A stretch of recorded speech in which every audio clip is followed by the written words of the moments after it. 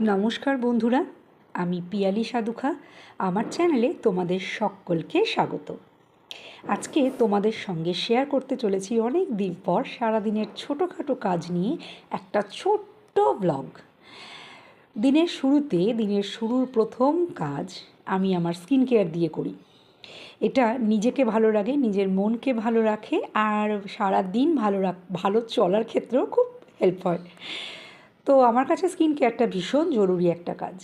সেটা করে নিয়েই একদম গরম গরম দেখো ধোয়া ওঠা চা, সাথে দুটো বিস্কিট, এটা দিয়ে শুরু হয় খাওয়া। তো খেয়ে নিয়ে আজকে ছিল মেয়ের এক্সাম, আর এক্সামের জন্য যেতে হচ্ছিল অনেক দূরে। তাই আমি সকাল সকাল মানে প্রায় 6:30 নাগাদ গরম গরম এই ট্রায়াঙ্গেল পাতলা পাতলা পরোটা ভেজে নিলাম, আর সাথে আলুর তরকারি করেছিলাম, যেটার ভিডিও করা হয়নি। তো তারপরে ড্রেস করে রেডি হয়ে বেরিয়ে পড়েছিলাম, আর একদম সকাল মানে তখন 7টা বাজে।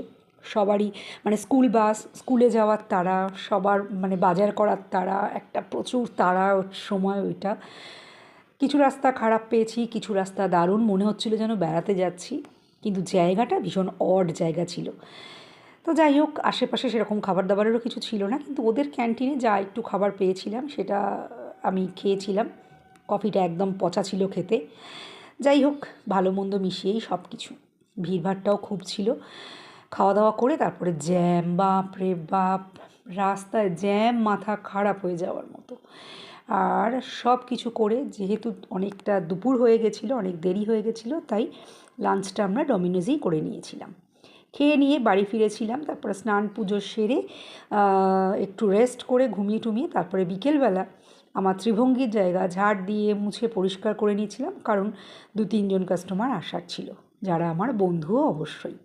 তারপরে মানে তাদের ভিডিও আর করিনি, নিজের মতো করে একটু যখন সব কাজ কমপ্লিট করলাম, গুছিয়ে নিলাম, এটুকুই রইল তোমাদের জন্য। কেমন লাগলো জানিও অবশ্যই।